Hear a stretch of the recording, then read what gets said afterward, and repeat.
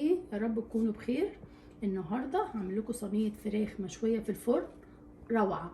تعالوا نشوف المقادير اللي معانا ايه. معايا فرختين بالطريقه دي، غسلاهم حلوه قوي، وانا جايبه فراخ صغيره عشان ما تاخدش وقت في الفرن. تعالوا نشوف هنتبلها ازاي. اول حاجه معايا بصله مبشوره، احطها، احط عليها فلفل وملح. هدعكها حلوه قوي، هدعك الفراخ حلوه قوي بالبصله بالطريقه دي كده.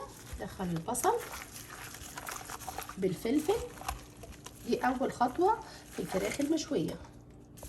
اول حاجه تبلت الفرخه بالملح والفلفل والبصل المفروم. هاجي بقى احط التوابل اللي عندي اللي هتخلي الفراخ المشويه لها طعم تاني. احط عليها عندي ليمون بالفلفل حلو قوي، احط منه حبه بيدي طعم الفراخ حلو قوي، بدل ما اعصر ليمون حطيت كده. بعد كده توم باودر، احط بابريكا مدخنه، احط معلقه صغيره قرنفل مطحون بيديها طعم حلو قوي في الشوي. احط معلقه زعتر حلوه كده، فراخ حلوه قوي بالزعتر، الفراخ المشويه بالزعتر حكايه. معايا جنزبيل فريش، هبشر حته صغيره كده عليها، تدي الفراخ المشويه طعم حكايه.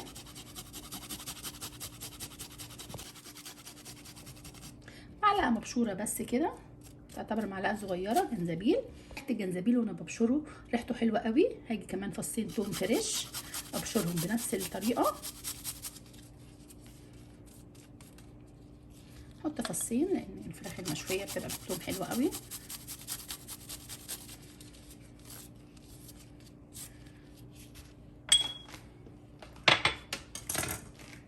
احط حبه زيت زيتون، نوع زيت الزيتون ده حلو قوي، جايباه من كاسكو.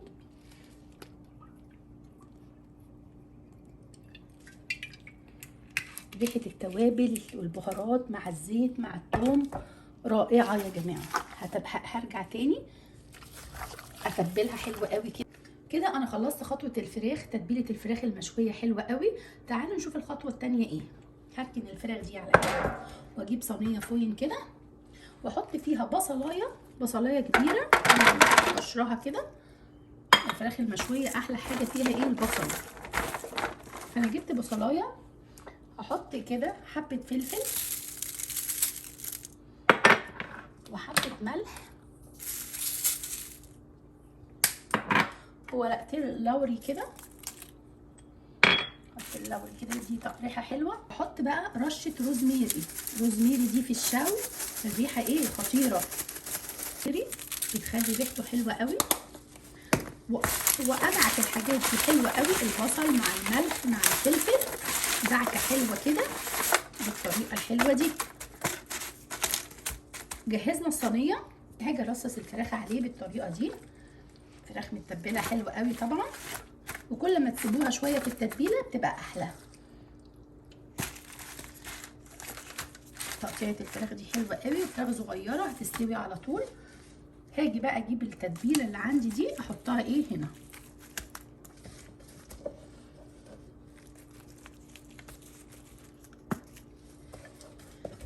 ريحه الثوم مع زيت الزيتون جماعه حكايه.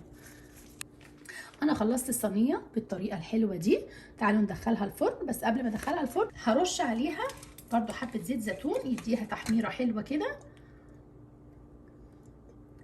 الفراخ دي ما بتغيبش في السوا ساعه بالظبط، هتكون اتشوت حلوه قوي.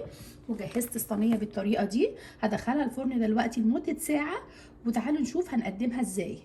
خلاص طلعت الصينيه من الفرن، الفراخ قعدت ساعه على درجه حراره 350 وطلعت بالشكل الجميل ده. تعالوا نشوف هنقدمها ازاي. احط الفراخ المشويه كده عليه سخنه بقى وايه على رز المشاوي الحلو ده، وده الشكل النهائي. كده خلصت الفراخ المشويه بالطريقه الحلوه دي. يا رب يكون عجبكم الطريقه، وبالهنا والشفا.